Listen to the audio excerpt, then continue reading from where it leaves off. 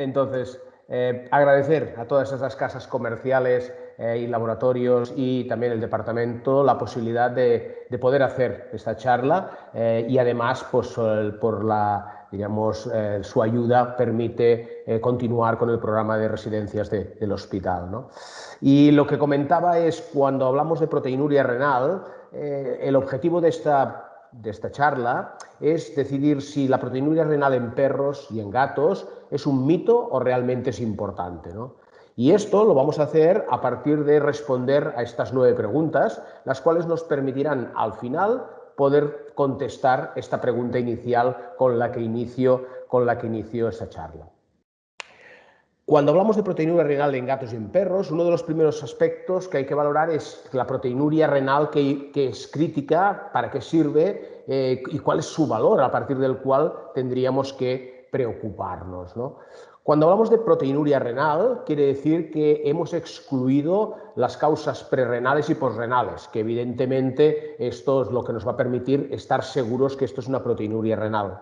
Y a partir de que es proteinuria renal, lo importante de la proteinuria renal es su papel que juega dentro de la valoración, diagnóstico, tratamiento y manejo de la enfermedad renal crónica. Esto quiere decir que la proteinuria, como vemos, vamos a poner el marcador, como vemos, la proteinuria se refiere a una proteinuria dentro de un grupo de otros parámetros que hay que evaluar para clasificar, estadiar la enfermedad renal crónica. A partir de la valoración de entre creatinina y SDMA, que nos permitirá hacer una primera clasificación en estadio 1, estadio 2, estadio 3 y estadio 4, lo que nos permite la proteinuria junto con la presión arterial sistémica es hacer un subestadiaje, es decir, de esos estadios, decir si es estadio 1 proteinúrico, no proteinúrico, borderline proteinúrico, hipertenso, no hipertenso. Si nos centramos en la proteinuria, lo que nos interesa es este valor de UPC, nos marcará cuál de estas situaciones clínicas tenemos y, por tanto, es una ayuda en el diagnóstico, pero sobre todo es crítico cuando hablemos de la progresión de la enfermedad renal crónica.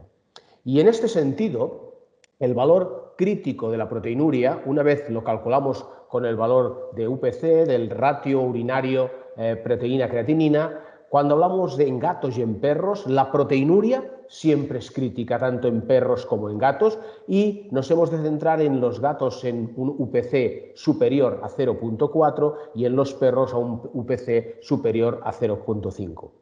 Además, en los gatos veremos que la proteinuria en el límite, la borderline proteinuria, es decir, entre el UPC entre 0,2 y 0,4, también es importante, aunque no sabemos muy bien si para la progresión, sí que tenemos claro que para reducir signos clínicos y mortalidad. Por tanto, un gato con enfermedad renal crónica que sea borderline proteinuria tiene menos supervivencia y tiene más signos clínicos que el mismo gato con la misma clasificación de enfermedad renal crónica, pero no proteinúrico. Por eso tiene sentido en esta situación clínica también en los gatos tratar. Perros, proteinuria, gatos, proteinuria y también borderline proteinuria. La segunda pregunta a la que hemos de responder ¿es muy prevalente en nuestros pacientes? Es decir, aquí en España tenemos estos pacientes, proteinuria, ¿es prevalente en perros y en gatos?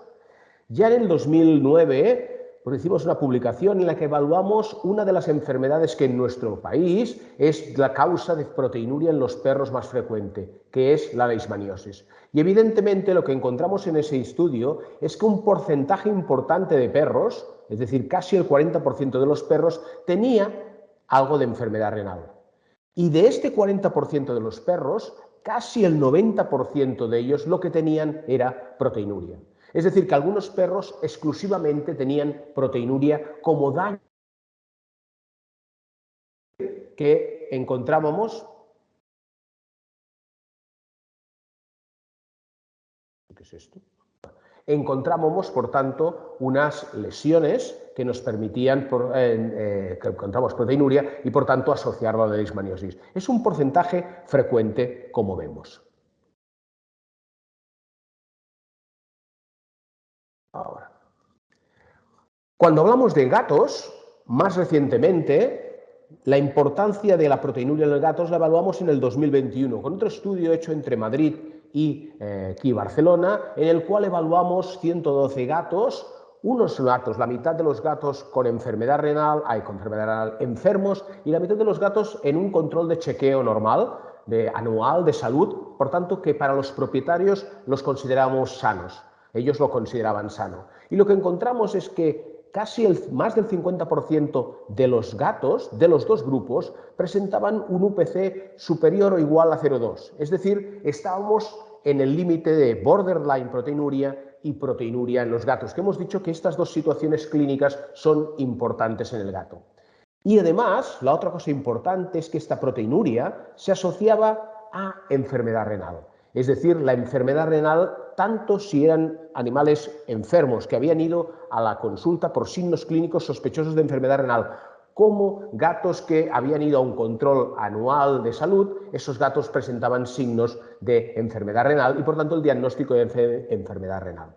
Es decir, que la proteinuria, sobre todo en enfermedad renal, pero tanto en gatos que se consideran sanos por parte del propietario, está presente y, por tanto, tanto la proteinuria en los perros como la proteinuria en los gatos es bastante prevalente, porque hablamos de un porcentaje muy alto en leishmania, casi el 90% de los perros con leishmania tienen proteinuria, y aquí encontramos que un porcentaje muy alto de gatos, casi el 50% de los gatos, podrían tener proteinuria. En este punto, la tercera pregunta sería ¿qué importancia clínica tiene su control? Es decir, la importancia clínica que nos va a permitir decidir por qué la proteinuria puede ser importante o no. Cuando hablamos de importancia clínica, quiere decir que la proteinuria forma parte de tres conceptos que producen progresión de la enfermedad renal crónica. Cuando hablamos de enfermedad renal crónica, tanto en perros como en gatos, hablamos de una enfermedad que no se puede curar. Y si no se puede curar, quiere decir que lo máximo que podemos conseguir es que clínicamente esté lo mejor posible, pero sobre todo enlentecer la progresión de esta enfermedad renal, para que los diferentes estadios a peor estadio, a estadio superior, implica, por tanto, clínicamente peor y, por tanto, peor pronóstico, más posible que pueda terminar con signos clínicos que afecten la calidad de vida de ese gato o de ese perro y, por tanto, terminemos eutanasiándolo.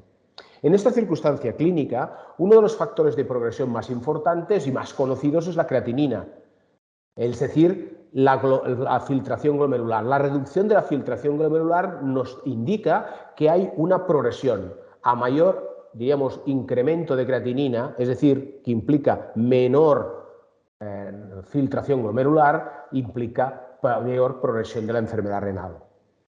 El segundo factor es toda la homeostasis del calcio y el fósforo, es decir, lo que hablamos de hiperparatiroidismo renal secundario. Básicamente, el fósforo y la homeostasis calcio-fósforo es uno de los causantes de progresión de la enfermedad renal, uno de los causantes importantes de enfermedad renal. El tercer punto es proteinuria. Proteinuria es, por tanto, uno de esos factores que es muy importante en la progresión de la enfermedad renal. Pero además de ser importante porque está en ese grupo junto con la alteración en la filtración glomerular, es decir, la creatinina o los cambios en la homeostasis del calcio y del fósforo, el cuarto factor es la hipertensión. Es decir, hipertensión de 160 o superior a 160 de forma continuada también es un factor de progresión de la enfermedad renal y de la enfermedad renal en perros y en gatos.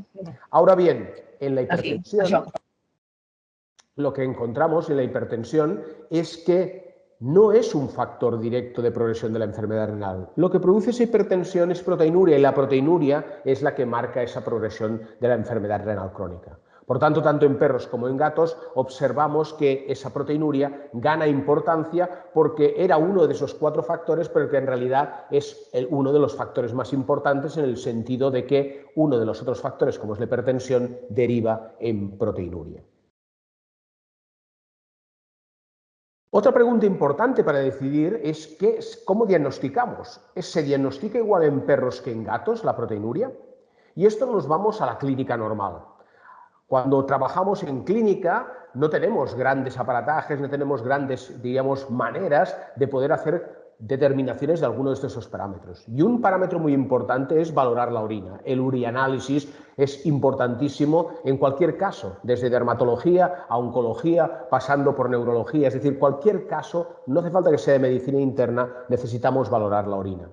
En este punto tenemos una prueba fácil, económica, rápida, que es la tira de orina. En el 2010 publicamos ese artículo donde valoramos la eficacia y la utilidad de las tiras de orina en valorar la proteinuria en los perros. Y lo que observamos en este estudio es que es muy importante como factor de exclusión, como screening. Es decir, que hay muy pocas cosas, por decir que solo existe una cosa, que nos puede dar un falso negativo.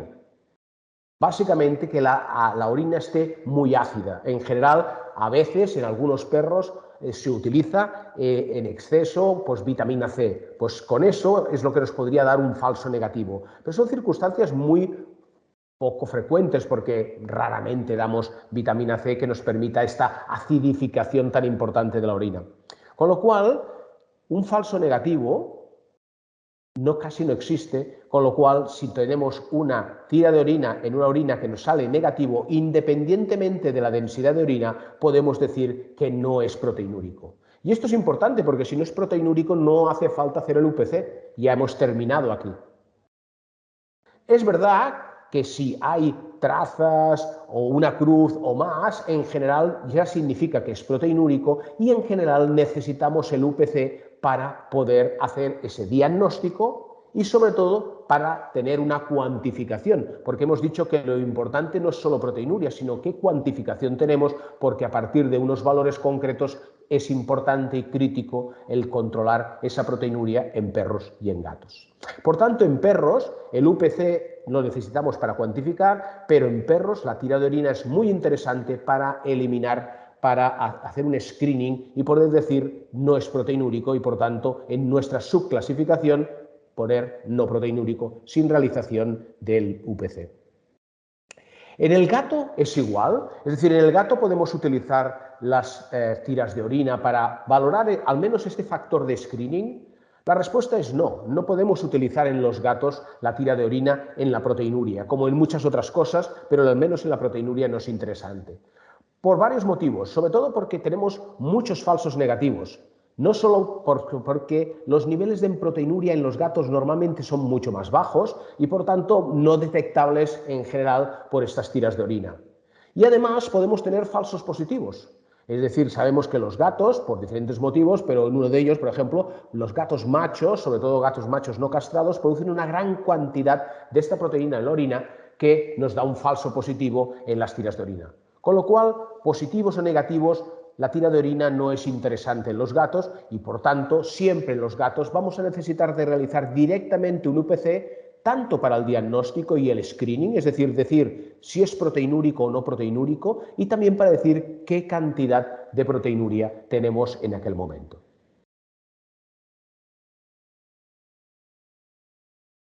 ¿Qué sabemos del tratamiento en la proteinuria? La pregunta es, ¿hacemos tratamiento total, es decir, todo lo necesario para controlar la proteinuria desde el inicio, o hacemos un tratamiento paso a paso?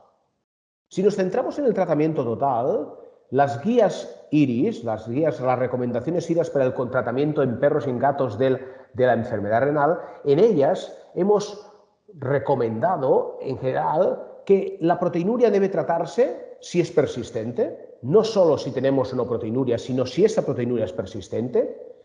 Segundo, hay que tratar la causa si se conoce.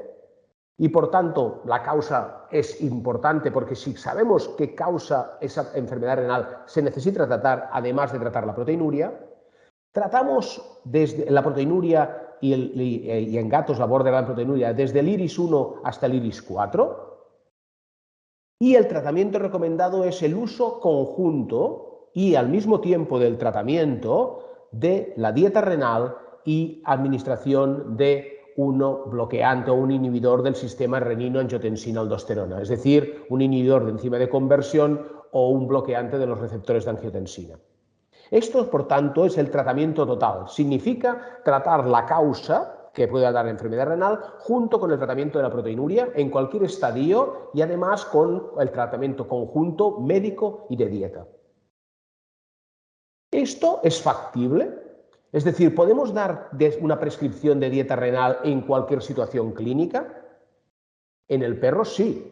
Sabemos por diferentes estudios que sea iris 1 o iris 4 no hay problema, pero en los gatos esto es más complicado porque en los estadios iniciales a veces no está indicada el uso de las dietas de prescripción renal porque son muy limitadas en fósforo y podrían desencadenar una hipercalcemia secundaria, con lo cual posiblemente ese control de la hipercalcemia nos puede dar algunos problemas en los gatos. En este punto, y además porque pienso que hemos de hacer un tratamiento progresivo por otras razones, hay la posibilidad del tratamiento paso a paso. Esto está más evaluado en perros y por eso en esa publicación que hicimos hace 2 años sobre el tratamiento de la leishmaniosis y de la enfermedad renal asociada en los perros con leishmania, hablamos de la posibilidad del tratamiento paso a paso. En el tratamiento paso a paso, igual que con las recomendaciones que hemos hecho en las guías IRIS, encontramos que la proteinuria también ha de ser persistente para tratarla. Aquí, en el paso a paso, tratamos primero la causa, si se conoce, antes de iniciar el tratamiento de la proteinuria, y en algunas situaciones en las cuales sepamos que esa proteinuria, sea la causa que sea, es producida por el depósito de inmunocomplejos, tiene sentido además añadir prednisona a 0,7 miligramos por kilo una vez al día. Esto está mal, una vez al día. Es decir, que lo que necesitamos es un tratamiento de antiinflamatorio, ¿de acuerdo? También lo tratamos en iris 1, iris 4, pero después de tratar la causa, más o menos el uso de prednisona a dosis antiinflamatorias, es decir, solo una vez al día, 0,7 miligramos por kilo una vez al día, durante una semana, 10 días, es cuando iniciamos el tratamiento primero de la proteinuria con dieta renal y después de 1 o 2 meses con el uso de dieta renal, si se mantiene esa proteinuria, si no ha habido una respuesta, añadiríamos un bloqueante o inhibidor del sistema renina-angiotensina-aldosterona. En este punto, por tanto, el paso a paso es para, 1, ver qué respuesta tenemos al tratamiento de la causa. Hay muchos perros y gatos que tratando solo la causa ya desaparece esa proteinuria. Segundo, que si es la proteinuria, sobre todo en perros, es debida al depósito de inmunocomplejos, tratar la causa más tratar la inflamación asociada al depósito de inmunocomplejos nos puede permitir ese tratamiento, es decir, esa respuesta al tratamiento. A partir de allí, una vez hemos hecho el tratamiento, valorar si sigue o no siendo necesario tratar esa proteinuria. Si es necesario, primero probar con una dieta, porque sabemos que han de comer tanto perros como gatos, por tanto nos puede interesar la dieta como fácil, con tratamiento fácil para el control de la proteinuria, que además también nos sirve para otros factores que hacen progresión de la enfermedad renal. Por tanto, las dietas de prescripción renal pueden ser muy interesantes. Si con la dieta de prescripción renal ya conseguimos los objetivos de controlar la proteinuria, entonces no necesitamos más tratamiento. Porque sabemos que más tratamientos, más dificultad en que los propietarios cumplan ese tratamiento. Por tanto, es interesante, sobre todo en gatos, facilitar a los propietarios el tratamiento de la proteinuria. Pero si con la dieta de prescripción renal, después de haber hecho primero el tratamiento de la enfermedad, si se conoce, entonces habría que añadir, si no se ha controlado suficiente, entonces el inhibidor del sistema renina-angiotensina-aldosterona o de otros tratamientos que pensemos interesantes. No olvidemos que este tratamiento paso a paso también es posible en cualquier situación iris 1, iris 4. Por tanto, tenemos la misma pregunta, si en gatos la dieta de prescripción renal la podemos utilizar siempre. Y en este punto es donde en perros no habrá problemas de seguir el protocolo paso a paso o tratamiento total, pero sí que es importante valorar que en gatos tendremos muchas veces esa duda de decidir si puedo utilizar tanto en tratamiento total como en tratamiento paso a paso la dieta de prescripción renal en cualquiera de las fases iris 1, iris 4 para tratar proteinuria o borderline proteinuria que hemos dicho que en los gatos también hay que tratar. Por tanto, hagamos un tratamiento total, o hagamos un tratamiento, diríamos, paso a paso, las dos opciones, ¿cuál es el mejor tratamiento en perros o cuál se ha demostrado que es el mejor tratamiento en perros? En un estudio del 2016 evaluamos el uso paso a paso del tratamiento de la enfermedad renal crónica y en lo cual valoramos el tratamiento de esa proteinuria, siempre proteinuria persistente, por tanto, en caso de los perros UPC mayor de 0,5 persistente, independientemente de IRIS estadio 1 o estadio 4, hicimos la recomendación de dieta de prescripción renal durante 1 o 2 meses. Después de ese mes con tratamiento de dieta prescripción, si persistía la proteinuria, añadimos, en este caso, un inhibidor de enzima de conversión, enalapril a 0,5 miligramos por kilo cada 12 horas y conseguimos una reducción de esa proteinuria. Es decir, que el tratamiento paso a paso y el uso del enalapril como inhibidor de enzima de conversión permitió unos resultados adecuados en perros. Si me cambio el sombrero y me pongo el sombrero de IRIS, en el IRIS el consensus es diferente, hay otros tipos de expertos, otros tipos de mentalidades y, por tanto, a partir del estudio sistemático de las publicaciones que hay, el impacto que hay en las publicaciones, el enfoque clínico en el caso de IRIS es diferente. Es, como os he dicho antes, un enfoque de tratamiento total y, por tanto, tratar con todo desde el inicio y además lo que recomiendan, como siempre igualmente en la proteinuria persistente, el tratamiento de la dieta renal junto con un bloqueante como primera elección, el uso de un bloqueante de los receptores de angiotensina, por tanto en este caso el telmisartán.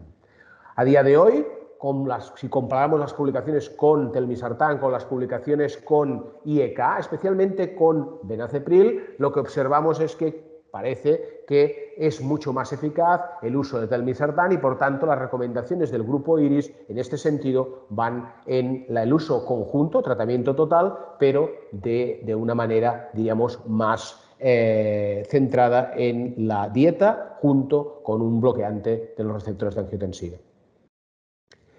Si unimos los dos, es decir, en los perros unimos el prospecto, diríamos, cuando hablo con el sombrero de IRIS o cuando hablo con el sombrero del grupo de estudio de Leishmania y, por tanto, de otro grupo de evaluación del tratamiento en los perros de la enfermedad renal proteinúrica, que es muy importante en los perros con Leishmania, posiblemente las conclusiones serían: 1. La dieta renal siempre. En el caso de IRIS, dieta renal siempre con alguno de los fármacos. En el caso de lo que habitualmente hago yo como enfoque clínico de la proteinuria, primero dieta renal durante 1 o 2 meses. Cualquiera de los estadios, de estadio 1 a estadio 4. Y después, o añadir el uso de telmisartán o de enalapril junto con la dieta renal, en el caso del IRIS. En el caso del IRIS, dieta renal junto con telmisartán. O en el caso de mi enfoque clínico, el uso de dieta renal y, si con la dieta renal no es suficiente, añadir o telmisartán o añadir enalapril. Si con esto no es suficiente, a dieta de prescripción renal más telmisartán o dieta de prescripción renal más enalaprilo, añadirle ácidos grasos omega 3, 80 miligramos por kilo día durante un mes. Puede ser otra opción en esos casos donde la proteinuria ha reducido, pero no hemos conseguido el objetivo final o no lo suficiente, o aún sigue habiendo proteinuria. Y como última opción, dieta de prescripción renal, dieta junto con telmisartán o enalapril, junto con ácidos grasos omega 3, la otra opción es suspender los ácidos grasos si no ha habido respuesta y añadir lo que no estuviésemos utilizando. Si utilizábamos dieta con telmisartán, añadir un inhibidor de enzima de conversión, probablemente enalapril, o si estábamos con enalapril, evidentemente añadir un inhibidor de los bloqueantes de la angiotensina, de los receptores de la angiotensina, como es el telmisartán, para conseguir el mejor objetivo de control de la proteinuria. ¿Y en los gatos? En los gatos no tenemos la experiencia del tratamiento de proteinuria en leishmaniosis, porque aunque tienen leishmaniosis y tienen también proteinuria, la frecuencia de presentación tanto de la leishmaniosis en los gatos como de la proteinuria en los gatos es mucho menor. Con lo cual, esa experiencia que tengo con el tratamiento de los perros no la tengo en los gatos, y por tanto en los gatos hablo solo con un solo sombrero, que es el sombrero de IRIS. Y como miembro de IRIS y del consenso, en la última actualización que saldrá en poco, hablamos de el control de la proteinuria en los gatos cuando tenemos proteinuria persistente. Siempre que tengamos proteinuria persistente es interesante, y también parece interesante, aunque no se ha demostrado que realmente reduzca la progresión de la enfermedad renal, sí que reduce los signos clínicos y la posibilidad de mortalidad, es también el tratamiento cuando tenemos borderline proteinuria con un UPC persistente, UPC de 0.2 a 0.4. ¿Y cuál es el tratamiento que recomendamos en gatos? Pues aquí sí que es un tratamiento conjunto, en principio, de dieta renal más benaceprilo o dieta renal más telmisartán. Aquí sí que no hay de momento publicaciones que diga que uno sea superior al otro en eficacia, y por tanto se puede utilizar tanto uno como otro en el tratamiento de la proteinuria en los gatos. Ahora bien, esto se puede utilizar, igual que en los perros, la proteinuria puede aparecer desde IRIS 1 hasta IRIS 4. Pero cuando tenemos IRIS 1 o IRIS 2, es decir, cuando tenemos pacientes generalmente sin hiperfosfatemia, y cuando tenemos pacientes que muchas veces los valores de creatinina están inferiores a 2 o cercanos a 2, hay el riesgo de lo que hablamos antes, de que se produzca una hipercalcemia iónica, y esto nos permita un empeoramiento, una progresión. Hemos dicho que uno de los factores es el control de la homeostasis fósforo-calcio en la progresión de la enfermedad renal. En esta situación clínica, por tanto, hace difícil decidir si podemos empezar con dieta de prescripción renal o no. Y a día de hoy es una decisión clínica de cada clínico, en el cual podemos valorar si hay hiperfosfatemia o no. Si la hay, no hay problema. Si no la hay, entonces hay que decidir. Se podría valorar la aparato-hormona, pero esto es costoso, lento, tampoco tiene una sensibilidad tan importante, con lo cual muchas veces es una decisión clínica. Y por tanto utilizamos y vamos valorando el calcio o el producto calcio-fósforo para ver si se nos da ese, digamos, efecto adverso al uso de esas dietas en fases muy tempranas de la enfermedad renal. Ahora, en la última actualización que aparecerá publicada a partir del 2023 de las guías de IRIS en nuestra website, que es donde veis ahí el link para poderse conectar, lo que vemos es que posiblemente la aparición del factor de crecimiento de los fibroblastos 23 nos puede permitir un mejor enfoque clínico de estas situaciones clínicas. Es decir, de la enfermedad renal crónica en los gatos y del tratamiento de la proteinuria y borderline proteinuria nos puede dar un mejor cambio, una ayuda al clínico en tomar estas decisiones. Y tal vez, aunque de momento no está aprobado, plantearse el tratamiento paso a paso que propongo en muchos gatos y que propongo en casi todos los perros, pero que de momento no tenemos suficientes evidencias científicas que sea interesante, y por eso las recomendaciones IRIS son en tratamiento total, tanto dieta junto con los fármacos al mismo tiempo. En esta situación, por tanto, ahora, actualmente, lo que haríamos es, si tengo claro que no habrá hipercalcemia, puedo tratar solo con dieta prescripción renal menos benacepril o telmisartán en los gatos, o puedo decir, mira, no quiero tener un riesgo porque estoy en ese punto borderline que no tengo claro si habrá o no hipercalcemia, no puedo hacer muchos controles, inicio el tratamiento solo con fármacos sin la dieta.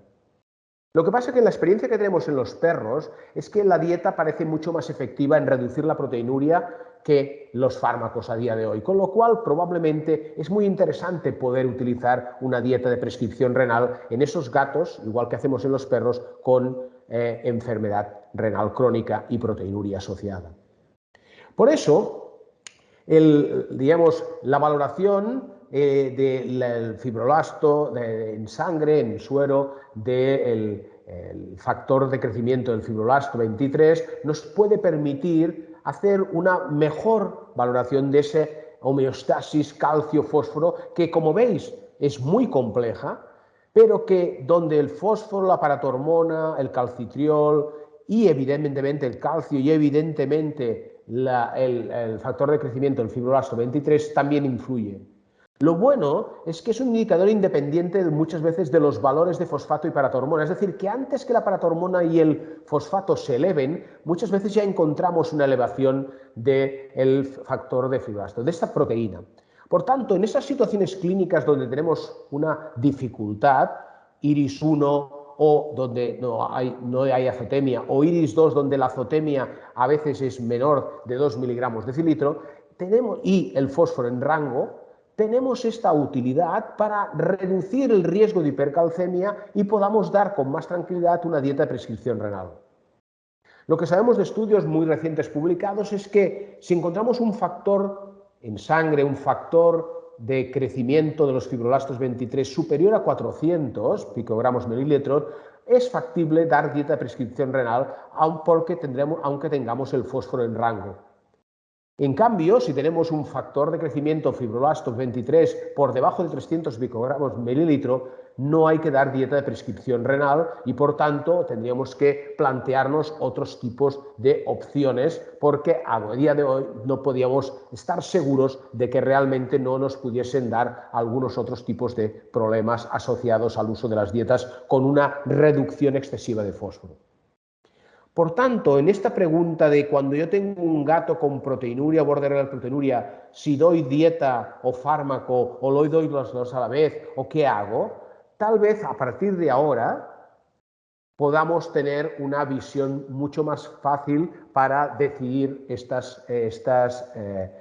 tomar esta decisión entre tratamiento de un tipo o tratamiento de otro cuando estamos con gatos. Esperamos que en el futuro próximo podamos ya en España valorar, IDEXX pueda valorarnos la detección de esta molécula entera en sangre, de esta proteína, de esta hormona en sangre, y esto nos permita poder hacer esta valoración y por tanto responder a esta respuesta, como también nos permitirá valorar una progresión o no de la enfermedad renal crónica. Pero esto ya es motivo de otra charla y hoy nos centraremos solo en el control de la proteinuria. Por tanto, nos permitirá, cuando esto ya se haga de forma rutinaria, esta decisión. A día de hoy, probablemente tenemos que seguir tomando esta decisión de una forma clínica, es decir, valorando calcio, valorando fósforo, valorando cada caso, cada situación clínica y decidiendo si utilizamos la dieta junto con el fármaco o utilizamos solo primero el fármaco y luego la dieta a medida que progrese esta enfermedad renal, pero es una decisión que podremos tomar en el futuro con mayor tranquilidad. Un factor importante cuando hablamos de proteinuria, de si es importante o no, es cuándo usar el tratamiento antitrombótico. En principio, y primero, lo importante es recalcar que los gatos y los perros tienen los mismos riesgos. Es decir, a veces se asume que parece que los gatos tienen menos riesgo con la, proteinuria asociada a enfermedad renal o la proteinuria renal o la nefropatía con pérdida de proteínas, tienen menos riesgo que los perros a formar trombos y tienen los mismos riesgos. Segundo, importante, ni en perros ni en gatos tenemos ningún marcador, ninguna predicción clínica 100% eficaz que nos permita estar seguros de cuándo hay que iniciar tratamiento antitrombótico, es decir, porque hay un riesgo inminente de tromboembolismo y cuándo no.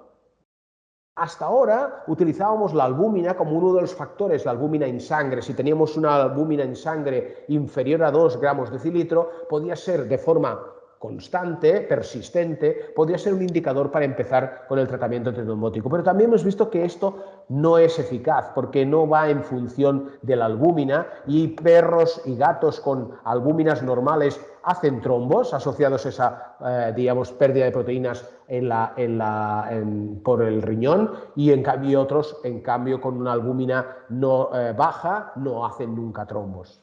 Con lo cual, las últimas recomendaciones, también basadas en el consensus de tratamiento antitrombótico del Colegio Americano de Medicina Interna, lo que se plantea es que probablemente siempre hay que iniciar, siempre que se pueda, el propietario lo quiera y evidentemente el paciente lo acepte, sobre todo en gatos, el tratamiento antitrombótico desde el inicio que hacemos un diagnóstico de una nefropatía con pérdida de proteínas. Y el tratamiento de elección es el copridogrel, tanto en perros como en gatos. Y por tanto, copridogrel a 1 miligramo por kilo día en perros o en gatos de 18 a 65 miligramos por gato día sería el tratamiento de elección para el control antitrombótico. En el caso de los perros, como alternativa, se podría utilizar la aspirina o el ácido acetilsalicílico con esta dosis como alternativa, aunque a día de hoy el tratamiento de prescripción y el tratamiento de primera elección tanto en perros como en gatos es el copridogrel. Finalmente, ¿cuál es nuestro objetivo con el tratamiento de la proteinuria? Está claro que con detección precoz de la proteinuria, con evaluación del diagnóstico de la proteinuria, con estadiaje de la proteinuria e importancia en relación a la progresión de la enfermedad renal, con los tipos de tratamiento, etcétera, tenemos muy claro que ahora podemos hacer cosas con la proteinuria. Pero, ¿cuál es el objetivo real? El objetivo real, evidentemente, a día de hoy sería reducir el UPC, tanto en perros como en gatos, por debajo de 0,5 en perros y por debajo de 0,4 en gatos, que quería decir que no fuesen proteinúricos ninguno de los dos. Esto claramente enlentecería la progresión de la enfermedad renal y esto claramente es el objetivo máximo. En gatos también podría ser un objetivo reducir al menos la proteinuria por debajo de 0,2. Esto ya sería un superobjetivo. Por tanto, nos permitiría que tuviésemos un gato no proteinúrico, que lo que nos va a decir que, por tanto, ni borderline proteinúrico ni proteinúrico y, por tanto, esa predisposición a más signos clínicos, esa predisposición a una mayor mortalidad quedaría reducida de una forma evidente. El problema que, sobre todo en perros, pero también en gatos, pero sobre todo en perros porque tienen generalmente unos mayores grados de proteinuria, este objetivo no es realmente muy realista y en la mayoría de los perros no lo podemos conseguir nunca. Es decir, tenemos perros con proteinurias de 2,8, de 3, de 3,5, de 6, de 1,5. Hay diferentes tipos de perros, sobre todo gatos menos, pero hay algunos también con proteinuria, que no somos capaces de conseguir ese objetivo de reducir por debajo de 0,4 en el caso de los gatos y por debajo de 0,5 en el caso de los perros. Con lo cual, en las nuevas recomendaciones, lo que hemos cambiado un poco el objetivo. Y el objetivo pasa a ser la reducción al menos de un 50% del UPC previo. Es decir, que si partíamos de un UPC de 2, al menos un 50%, conseguir con el tratamiento que baje a 1. Y si partíamos con un UPC de 2,8, al menos la mitad, como objetivo previo. A partir de allí, el objetivo sería volver a bajar la mitad. Es decir, si lo hemos bajado a 1,5, al menos la mitad. Que eso no es conseguir, por ejemplo, una proteinuria, no proteinuria en un perro porque tendría que estar por debajo de 0,5 ni en un gato por debajo de 0,4, pero al menos has conseguido un importante objetivo. El siguiente objetivo, una vez hemos hecho este primer 50% del previo, en adelante es reducir esto el 50%, pero al menos si no, reducir el UPC al máximo posible. Pero esto es muy importante, con sentido común. Con sentido común quiere decir que todos los fármacos que hemos hablado, los tratamientos con dieta, la combinación de diferentes fármacos, con la combinación de diferentes tratamientos, porque algunos de ellos no son fármacos, por ejemplo, los ácidos grasos omega 3, todo tiene ventajas e inconvenientes. Todos pueden tener efectos adversos. Todos pueden dar en un perro o en otro, o en un gato o en otro, darnos problemas. Por tanto, sentido común significa busquemos los objetivos. Sentido común también significa no todos los perros, ni todos los gatos, ni todos los propietarios podemos dar todos esos tratamientos y por tanto a lo mejor podemos conseguir solo con dieta un objetivo ya muy aceptable, al menos el del 50%, pero conseguir más objetivos implicaría añadir otros tratamientos y hay perros, gatos y propietarios que no lo admiten. Sentido común significa esto, significa ir al máximo, pero intentando evitar los problemas adversos, sobre todo la hipotensión que podría darse en algunos pacientes, sobre todo en aquellos pacientes deshidratados, en aquellos pacientes que no tienen un acceso fácil al agua, en esos pacientes en los cuales hay una polidipsia muy marcada, vigilar de no utilizar estos tratamientos médicos porque pueden predisponer a la hipotensión y la hipotensión puede ser mucho más grave que la hipertensión. Con lo cual, objetivo claro, 50%, no obcecarse en el objetivo de no proteinúrico, pero al menos conseguir este objetivo de reducción al 50%, pero siempre valorando cada caso. No tratamos UPCs, No tratamos SDMAs, no tratamos creatinina, tratamos pacientes, perros y gatos. Y por tanto, sentido común, porque en cada paciente, en cada propietario, las opciones que vamos a tener que utilizar serán unas u otras. Con lo que llegamos al final de esta charla y que la idea clave para llevarse a casa era la respuesta a esta pregunta, ¿no? ¿La proteinuria renal en gatos y en perros es un mito o es importante? Después de haber visto esta charla, después de irnos contestando cada una de las preguntas que, diríamos, se asocian a la proteinuria, en el manejo clínico de la proteinuria en perros y en gatos, la respuesta, para mí, es que es importante. Evidentemente no es un mito, evidentemente es una alteración, un signo clínico, una alteración de laboratorio que nos va a permitir controlar la enfermedad renal crónica en perros y en gatos. Es importante, es frecuente, nos controla la progresión, tenemos tratamiento adecuado, tenemos diferentes opciones de tratamiento, están apareciendo nuevos objetivos, tenemos que tratar la aparición de trombos porque se ve que va asociada a la proteinuria independientemente de otros marcadores. Por tanto, la proteinuria es importante y la debemos manejar adecuadamente. No hay una respuesta única. Hoy os he hablado de lo que yo haría cuando soy Xavi y trabajo aquí en el hospital veterinario o lo que yo haría cuando soy Iris y por tanto hablo de lo que hay publicado, de la revisión y de un consenso entre 12 expertos en medicina interna y enfermedad nefrológica en perros y en gatos. Con lo cual esto hace que los enfoques son diversos, no hay verdades absolutas, pero lo importante es que tengamos claras las ideas de que la proteinuria renal en gatos y en perros es importante.